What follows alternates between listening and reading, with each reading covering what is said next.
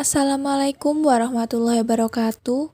Yang kami hormati Bapak Syamsul Arif, Sarjana Keperawatan Magister Kesehatan, selaku dosen pengampu mata kuliah Ilmu Biomedik Dasar, serta rekan-rekan yang kami banggakan.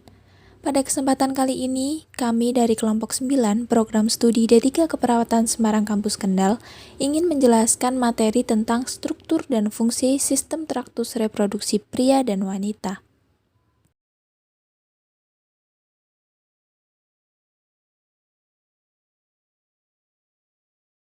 Sistem reproduksi pria berfungsi untuk memproduksi dan menyimpan, serta mengantarkan sperma untuk membuahi sel telur.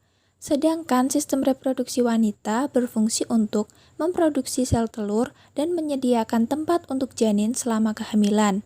Kedua fungsi tersebut saling melengkapi dalam proses reproduksi. Sistem organ reproduksi pria dan wanita sama-sama terdiri dari bagian eksternal dan internal. Sebagian besar organ sistem reproduksi pria berada di luar tubuh, berbeda dengan wanita yang lebih banyak berada di dalam tubuh. Sistem reproduksi pria terdiri dari apa aja sih?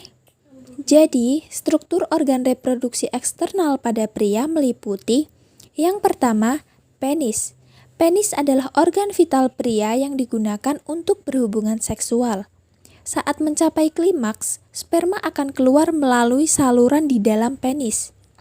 Yang kedua yaitu skrotum. Skrotum adalah kantong kulit yang menggantung pada pangkal penis.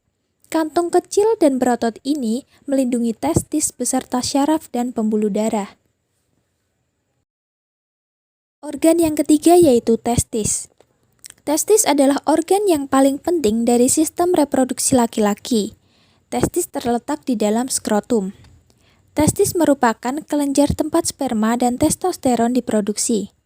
Selain itu, struktur organ reproduksi pria juga didukung oleh organ internal yang dikenal sebagai organ aksesoris.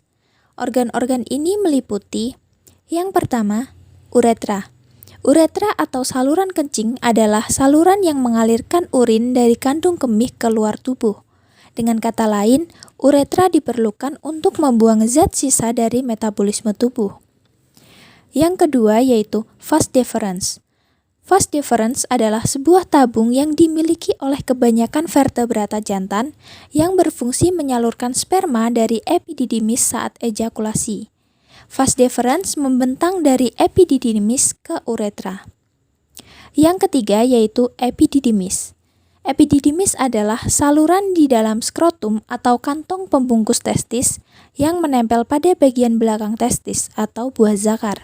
Organ ini berfungsi mengangkut dan menyimpan sperma yang diproduksi oleh testis. Yang keempat yaitu vesicula seminalis.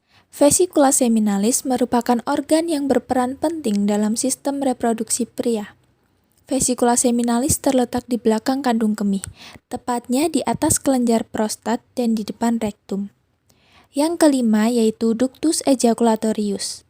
Ductus ejaculatorius merupakan saluran di antara kandung kemih dan kelenjar prostat.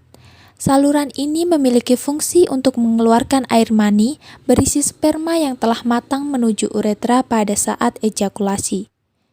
Yang keenam yaitu kelenjar prostat. Kelenjar prostat adalah kelenjar pada sistem reproduksi pria yang membungkus saluran kemih atau uretra. Kelenjar prostat berfungsi untuk mengeluarkan cairan yang menyuburkan dan melindungi sperma. Yang ketujuh yaitu kelenjar bulburetral. Kelenjar Cooper alias kelenjar bulburetral adalah sepasang kelenjar kecil berbentuk bulat yang berada di pangkal atau ujung penis. Berbagai jenis organ aksesoris tersebut berfungsi memproduksi, menyimpan, dan mengatur keluarnya sperma. Kinerja organ reproduksi pria tergantung pada kondisi hormon reproduksi dalam tubuh pria, yaitu testosteron, yang memiliki manfaat dalam perkembangan karakteristik seorang pria, termasuk fisik dan gairah seksual, serta FSH atau follicle stimulating hormone dan LH atau luteinizing hormone, yang berperan dalam produksi sperma. Yang selanjutnya yaitu sistem reproduksi wanita. Organ yang termasuk ke dalam sistem reproduksi wanita meliputi yang pertama, tuba falopi. Organ ini berbentuk menyerupai tabung kecil yang menempel di bagian atas rahim. Tuba Fallopi berfungsi sebagai jalur sel telur untuk bergerak dari ovarium ke rahim. Yang kedua yaitu ovarium. Ovarium adalah kelenjar berbentuk oval dan berukuran kecil yang terletak di kedua sisi rahim. Ovarium menghasilkan sel telur dan hormon estrogen serta progesteron. Yang ketiga yaitu vagina dan serviks. Vagina adalah jalur yang menghubungkan serviks atau mulut rahim ke bagian luar tubuh. Vagina dikenal juga sebagai jalan lahir. Saat berhubungan seksual, sperma akan disalurkan ke dalam organ ini melalui penis. Yang keempat yaitu uterus atau rahim. Rahim adalah organ berongga berbentuk menyerupai buah pir, yang merupakan tempat bagi janin untuk berkembang semasa kehamilan. Organ reproduksi wanita turut dilengkapi dengan organ reproduksi eksternal, yaitu yang pertama, labium mayor. Labium mayor adalah bagian dari organ reproduksi wanita yang disebut vulva. Bentuknya seperti dua lipatan besar di luar vagina. Panjang labia mayora pada setiap wanita bervariasi, namun umumnya berkisar antara 2 hingga 10 cm dan akan tertutup oleh rambut kemaluan setelah memasuki masa pubertas. Yang kedua yaitu labium minor.